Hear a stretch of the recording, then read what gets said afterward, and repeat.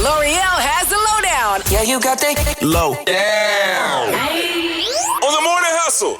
Let's talk about it. A big confrontation went down at Clark Atlanta. And we will get to that in just a second. First, it looks like Chauncey Billups is out on bail, and it's not a cheap one, $5 million to be exact. Now, he is pleading not guilty into luring gamblers into a mob-run fixed poker game. I'm talking about they had x-ray tables and all kind of things, but looks like right now he is currently on leave from the Portland Trail Blazers. He is the head coach, or was. Don't know how much longer that's going to be. Do you think they would ever invite him to come back? Absolutely not, right? Nah, hell no. They won't invite him to come back. You can't. I mean, I know gambling is like kind of regular now, but to that extent, they can't invite him back. But let's talk about Kandi. Kandi and Todd are officially calling it quits, announcing a divorce, and it looks like Kandi had to address it herself. I'm going to be very honest with you. I am up and down. Yes, I filed Friday, but, this is something that, has been brewing for a while. So all the times you've been seeing me online like, all of that means nothing.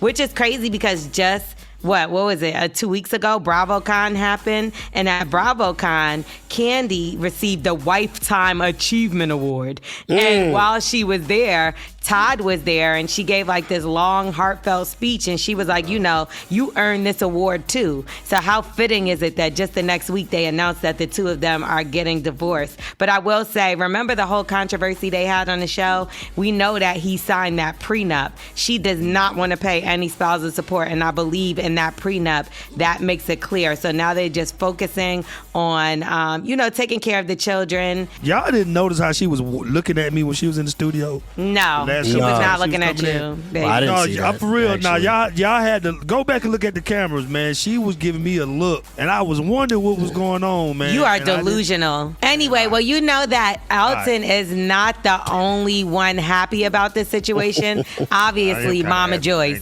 who knew that they weren't going to last from the beginning, she's never liked Todd. She looks very happy is what the people are saying. Well, it looks like Offset is being accused of trying to set up Stefan Diggs. Now, this is starting to look like what Cardi was saying about the threats may be a little truer than we thought, and he might need to get some help or somebody to talk to because this is getting a little scary. So there's an Instagram model who put out messages, a DM between her and Offset, and he's basically asking her to link up with Stefan, let him know where they're going to be so that he can do whatever he needs to do.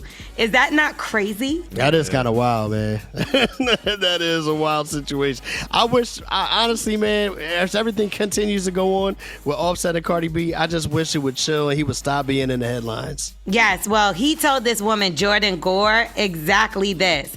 Give, drop, or don't come back around. Now, he is denying that he had this whole situation happen, but she said Offset keeps violating me, but stays at my phone asking me to set up Stefan Diggs, please. Super tender. I'm not gonna lie, she's already moved on. She has a baby with this man. Apparently people are saying they're engaged because she has a big engagement looking style ring on her finger all of a sudden.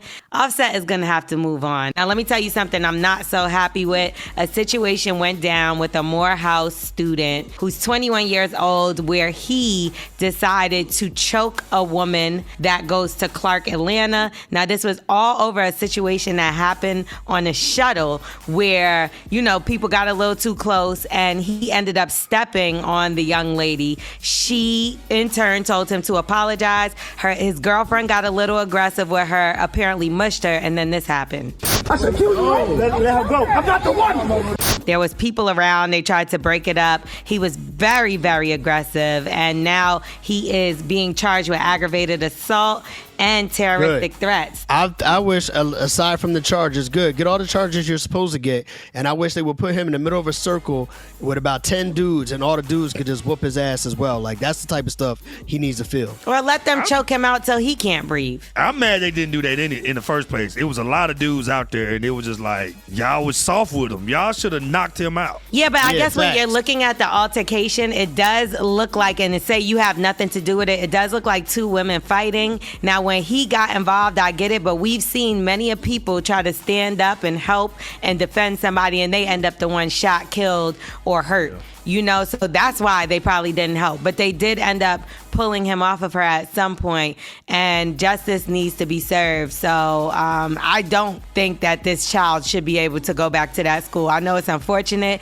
I know we make mistakes. That's a harsh mistake. And now you'll learn not to put your hands on women. I'm L'Oreal. That's the lowdown. You can follow me at Star and L'Oreal, L'Orel, or Morning Hustle Show.